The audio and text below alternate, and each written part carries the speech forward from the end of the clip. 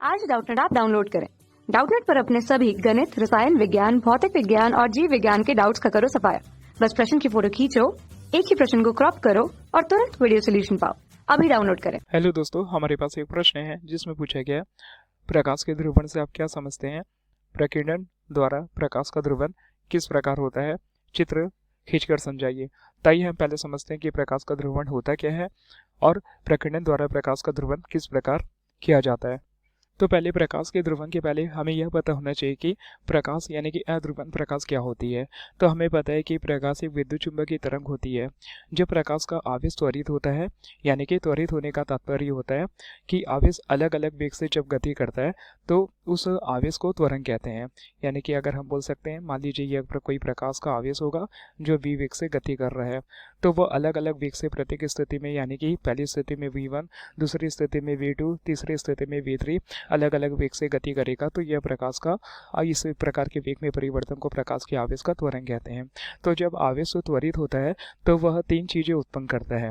अगर हम देखें, इस प्रकार का त्वरित आवेश जो होगा वह तरंग संचरण की दिशा में गति जब करेगा तो वह तीन क्षेत्र उत्पन्न करेगा। तो पहला जो होता है वह विकिरण उत्पन्न करता है। विकिरण जो होता है वह तरंग संचरण की दिशा के समांतर होता है। दूसरा जो उत्पन्न करता है वह विद्युत क्षेत्र को उत्पन्न करता है और तीसरा जो होता है एक चुंबकीय क्षेत्र को उत्पन्न करता है। तो इन जब तीनों को सम्मिलित रूप से हम मिला दें तो ये एक तरंग के रूप में भांति कार्य करता है, जिसे हम विद्युत चुंबकीय तरंग कहते हैं। तो इस प्रकार के आवेश के द्वारा विद्युत चुंबकीय तरंग बनने के लिए आवेश का वेग, आवेश द्वारा उत्पन्न विद्युत क्षेत्र और आवेश द्वारा उत्पन्न चुंबकीय क्षेत्र, यह तीनों जो होते हैं एक दूसरे के लंबवत होते हैं। जैसे कि इस क्षेत्र के माध्यम से अगर हम देखें तो यह जो तीनों क्षेत्र हैं, ऊपर का जो क्षेत्र होगा वो विद्युत क्षेत्र होगा, यह आवेश के वेग की दिशा होगी, और नीचे का जो क्षेत्र होगा उसे हम चुंबकीय क्षेत्र के द्वारा दर्शा सकते हैं। तो इस प्रकार के सम्मिलित जो हमें विद्युत चुंबकीय तरंग प्राप्त होगी वह एक प्रकार की प्रकाश की जो किरण होगी वह सामान्य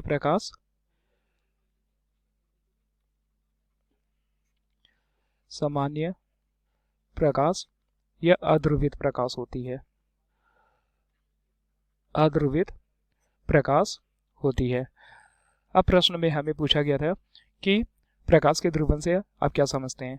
तो आइए हम समझते हैं कि अध्रुवित प्रकाश के द्वारा पहले प्रकाश को कैसे ध्रुवित किया जाता है और प्रकाश का ध्रुवण होता क्या है। तो इस चित्र के माध्यम से हम प्रकाश के ध्रुवण की घटना को समझते हैं कि प्रकाश का ध्रुवण होता क्या है। तो जैसे कि हमने ऊपर चित्र के माध्यम से जाना कि सामान्य या अध्रुवित प्रकाश होती क्या है। सामान्य अध्रुवित प्रकाश जिनके आवेश जो होते हैं चारों दिशाओं में, यानी कि हर दिशा में कंपन करते हुए रहते हैं। तो इस प्रकार की जो ध्रुवित प्रकाश होती है, यानी कि इस प्रकार की जो प्रकाश होती है उसे हम सामान्य प्रकाश या अध्रुवित प्रकाश कहते हैं। तो जब इस अध्रुवित या सामान्य प्रकाश को किसी विशेष प्रकार के क्रिस्टल से गुजारा जाता है तो हम देखते हैं कि इस क्रिस्टल में एक प्रकार की ऐसी प्रकृति होती है जिससे यह अध्रुवित प्रकाश को केवल ध्रुवित प्रकाश में ही बदल देता है। यानी कि अगर इसे हम आगे समझते हैं तो यह क्रिस्टल एक प्रकार का विशेष टर्मलाइन प्रकार का क्रिस्टल होता है। यानी कि इसमें विशेष प्रकृति ये होती है कि जो इस क्रिस्टल से सामान्य प्रकाश को गुजारा जाएगा तो जो प्रकाश की प्रवृत्ति होगी वो हमें चारों दिशा में इसके आवेश जो होंगे संचरण करते हुए ना प्राप्त होकर जब इस क्रिस्टल से गुजारा जाएगा तो वो आवेश की दिशा जो होगी केवल तरंग संचरण की दिशा के लंबवत प्राप्त होगी।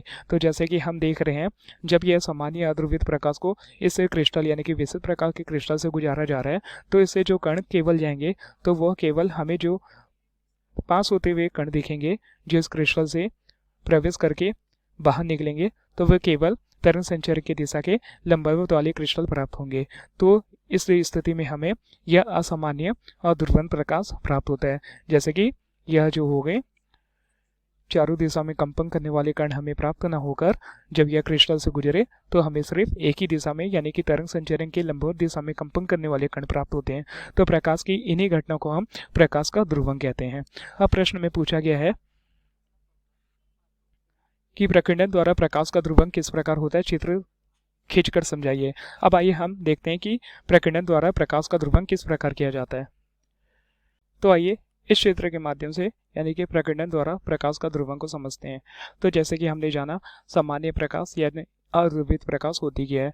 वह प्रकाश जिनके जो आवेश के कण होते हैं वो चारों दिशा में संचरित होते हैं, वह अध्रुवित प्रकाश होती है, जिसे हम सामान्य प्रकाश को कहते हैं। तो जब इस सामान्य प्रकाश को इस विलयन में से गुजारा जाता है, यानी कि एक प्रकार का ये हाइपोटोनुविलियन होता है।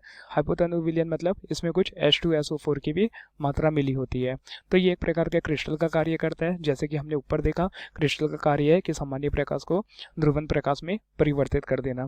तो जब सामान्य प्रकाश को इन क्रिस्टलों से गुजारा जाता है तो हम देखते हैं कि कुछ प्रकाश की जो किरण होती है वो एकदम नीचे की ओर, यानी कि 90 डिग्री का कोण बनाते हुए नीचे की ओर परावर्तित होती है, और कुछ प्रकाश किरण जो होती है वो सीधा तनुविलयन से, यानी कि हाइपोतनुविलयन से निकल जाती है।